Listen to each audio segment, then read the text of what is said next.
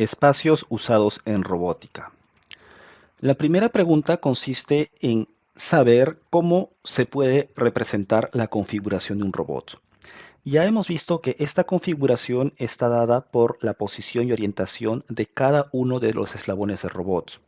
Dado que un robot usualmente contiene únicamente articulaciones prismáticas o de revolución y cada una de estas impone 5 restricciones, brindando únicamente un grado de libertad, basta con especificar únicamente los ángulos o los desplazamientos. Por lo tanto, para poder representar la configuración del robot, basta con indicar cuál es el valor de la primera articulación, cuál es el valor de la segunda articulación y así sucesivamente para cada una de las articulaciones. Otra pregunta consiste en cómo especificar qué es lo que hace el robot. Una vez que ya conozco dónde está cada eslabón, ahora yo quiero decirle qué es lo que tiene que hacer el robot. Si bien es cierto se podría trabajar en este espacio con las articulaciones mismas, si yo quiero especificar qué tiene que hacer el robot, lo que interesa más es el efector final, es este elemento, saber cuál es la posición y orientación específicamente de este elemento. Y por eso se le asigna un sistema de referencia. A las articulaciones se les conoce como el espacio articular y a este elemento, que es lo que define qué hace el robot, como el espacio de la tarea o el espacio operacional. Entonces, existen dos espacios.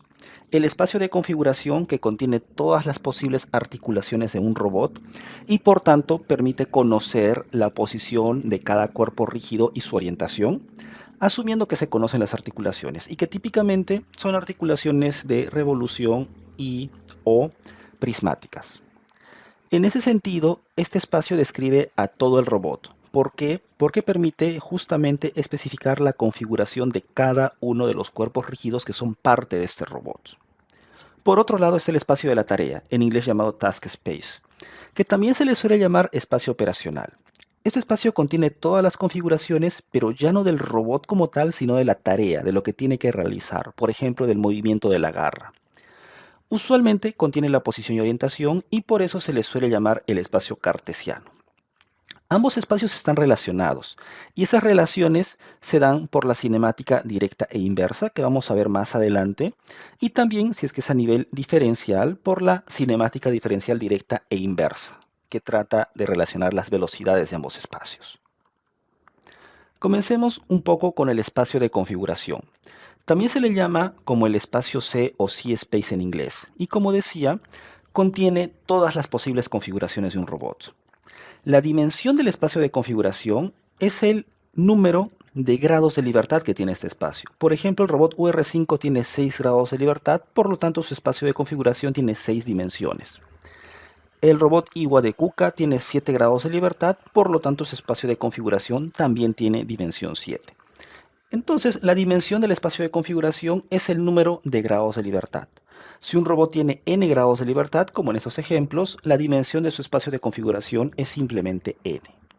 Para el caso de robots manipuladores, este espacio se le suele llamar el espacio articular, porque únicamente se utilizan articulaciones y se representa mediante la configuración de cada una de las articulaciones a modo de vector, un vector Q que contiene el ángulo Q sub 1, el ángulo Q sub 2, el ángulo Q sub 3 o el desplazamiento Q sub 4, etcétera, hasta Q sub n, asumiendo un robot de n grados de libertad.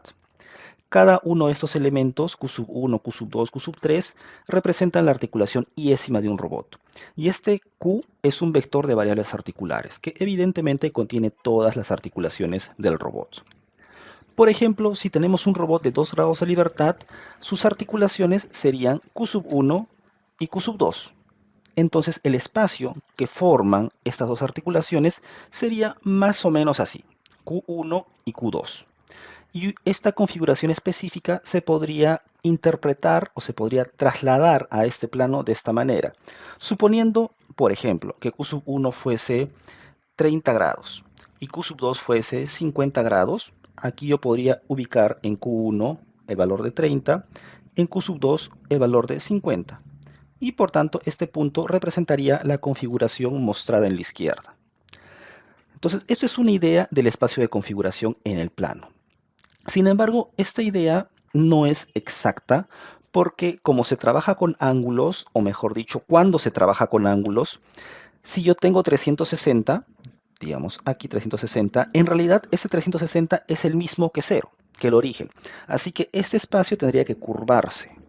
Igual Q sub 2, si yo tengo 360 en la parte superior, ese 360 es igual que el origen, así que también tendría que curvarse. Por lo tanto, una representación más precisa de ese espacio de configuración es esta, que sería en realidad un toroide. Aquí este punto podría ser este punto dentro de ese toroide. Para otros robots, el espacio de configuración contiene, además de las articulaciones, también la posición y orientación, sea en 2 o 3 dimensiones, del propio robot. Por ejemplo, si yo tengo un robot móvil planar, que sería este, su espacio de configuración consiste en dónde está el robot, su posición, X, Y y un ángulo, la posición de algún punto de este robot. En este caso no me interesa la articulación correspondiente a las ruedas, porque en este caso no es importante exactamente cuánto ha girado la rueda, sino dónde está el robot. Para el caso de un robot cuadrúpedo, como este que se muestra aquí, que es Little Dog, se tiene que especificar tanto la posición y orientación de alguna parte del robot, que podría ser, por ejemplo, la base del robot. Acá podría tener un sistema asociado con la base, con respecto a otro sistema externo. Y además de esta posición y orientación, necesito saber cuál es la configuración articular de cada una de las patas. Estos serían los valores articulares de cada una de las patas. Por otro lado está el espacio de la tarea. Este espacio de la tarea contiene todas las configuraciones ya no del robot, sino de la tarea que se va a desarrollar. Y la tarea se asocia con un punto operacional, donde un punto operacional es simplemente alguna parte del robot, es un cuerpo rígido del robot. Usualmente se encuentra fijo en un eslabón. Por ejemplo, para Sawyer podría ser el efector final, el gripper, simplemente el punto operacional. Para el robot HRP2 podría tener diversos puntos operacionales, como por ejemplo la cabeza, las dos manos, los dos pies, el torso, el pecho, etc. Este espacio de la tarea contiene todas las configuraciones de este punto operacional, y por eso también se le suele llamar espacio operacional o en inglés Operational Space. Se debe notar que este espacio de la tarea se relaciona con el punto operacional, no se relaciona con todo el robot. Cuando yo defino el espacio de la tarea, yo no digo exactamente la configuración de cada cuerpo rígido que compone el robot, sino lo que se desea que el robot haga, que mueva la cabeza, que el pie avance 5 centímetros, que la garra gire, etc.